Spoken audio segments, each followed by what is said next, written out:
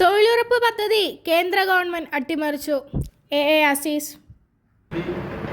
ജനോപകാരപ്രദമായ പദ്ധതികൾ ആവിഷ്കരിച്ച ആ പദ്ധതികളെ അട്ടിമറിക്കുന്ന ഒരു സമീപനമാണ് ഇപ്പോൾ കേന്ദ്ര ഗവൺമെന്റ് ഉപയോഗിച്ചത്. എൻ്റെ അറിവിൽ പത്രമാധ്യമങ്ങളിൽ കൂടി ഞാൻ മനസ്സിലാക്കിയത് തൊഴിലുറപ്പ് പദ്ധതി രാജ്യത്താകമാനം 12 കോടി ആളുകളുണ്ടാവും. ഈ 12 കോടി ജനങ്ങളെ പ്രതിനിധീകരിക്കുന്ന അവർ ഉൾക്കൊള്ളുന്ന ഒരു സംഘടനയാണ്. ഇന്ത്യൻ പാർലമെന്റിൽ വേണ്ടതുപോലെ ചർച്ച ചെയ്യാതെ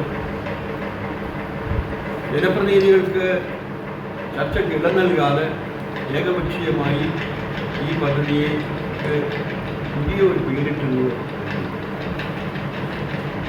ആ പേര് ആർക്കും മനസ്സിലാകാത്ത ഹിന്ദിയിലുള്ള പേരാണ്.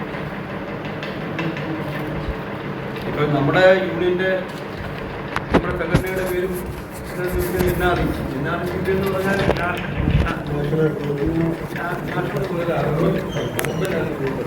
അത് രണ്ടാമത് അർബൻ രണ്ടുകൊണ്ടല്ലോ. അന്ന് പട്ടണങ്ങളെ കേന്ദ്രീകരിച്ചിട്ടുള്ളത് അർബൻ അയ്യങ്കാളി പദ്ധതി. മറ്റ് ഗ്രാമീണ തരത്തിലുള്ളതാണ് മഹാത്മാഗാന്ധി. ഇത് രണ്ടും പോയി, വേറെ പുതിയ പേരാണ്.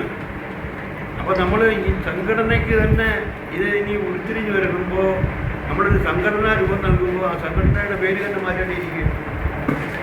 ഈ പേരിൽ നമുക്ക് മെമ്പർഷിപ്പ് ക്യാമ്പയിൻ തന്നെ നടത്താനുണ്ട്. മെമ്പർഷിപ്പ് ക്യാമ്പയിൻ നടക്കണമെന്നുണ്ടെങ്കിൽ മെമ്പർഷിപ്പ് ഫാറമൊക്കെ പ്രിന്റ് ചെയ്ത് കൊടുക്കണ്ടേ? പ്രിന്റ് ചെയ്ത് കൊടുക്കുമ്പോൾ സംഘടനയുടെ പേര് ഇതല്ലല്ലോ, ഇപ്പോഴത്തെ പേരല്ലല്ലോ. ഇനി യഥാർത്ഥ പേരിലേക്ക് നമ്മൾ പോകണ്ടേ?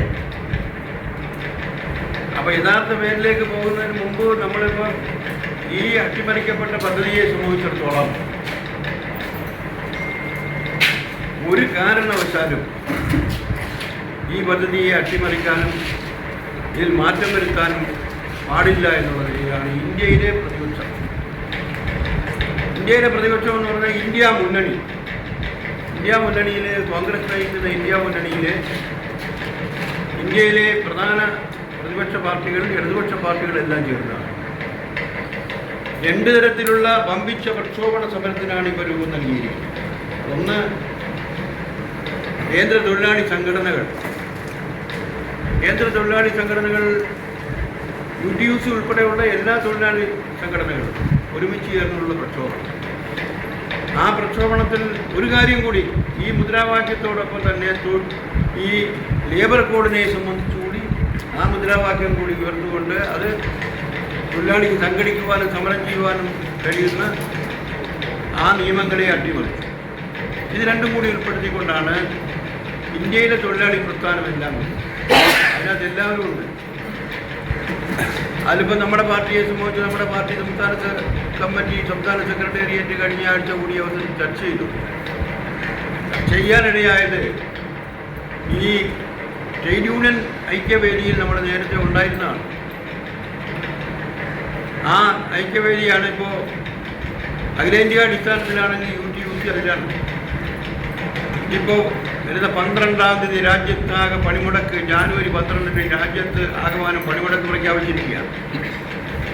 ആ പണിമുടക്കിൽ പങ്കെടുക്കണമോ വേണ്ടയോ എന്നതിനെ സംബന്ധിച്ചാണ് പാർട്ടി ചർച്ച ചെയ്യുന്നത്. പണിമുടക്കിൽ പങ്കെടുക്കണം. പക്ഷേ ആ മുന്നണിയുമായി ചേർന്ന് മുൻകാല തീരുമാനം എങ്ങനെയാണോ പാർട്ടി എടുത്തിട്ടുള്ളത്, UDTF എന്ന പേരിലാണെങ്കിൽ ആ നിലയിൽ തന്നെ നമ്മൾ പണിമുടക്കണം. പക്ഷേ CPM-വുമായി ചേർന്ന് പണിമുടക്കിൽ പങ്കെടുക്കും. അതിനും പ്രത്യേക കാര്യം എന്താണെന്ന് ചോദിച്ചാൽ, അവിടെയും ഈ CI2 എന്ന് പറയുന്ന മാർക്സിസ്റ്റ് പാർട്ടിയും BJPയും ഒത്തുകളി സംസ്ഥാന കമ്മിറ്റി വെച്ചു. UTUC സംസ്ഥാന കമ്മിറ്റിയിൽ തീരുമാനിക്കും പണിമുടക്കിൽ പങ്കെടുക്കാൻ. പക്ഷേ കേന്ദ്ര ട്രേഡ് യൂണിയൻ സംഘടനകൾ പ്രഖ്യാപിച്ചിട്ടുള്ളതുപോലെ ആ രൂപത്തിലല്ല.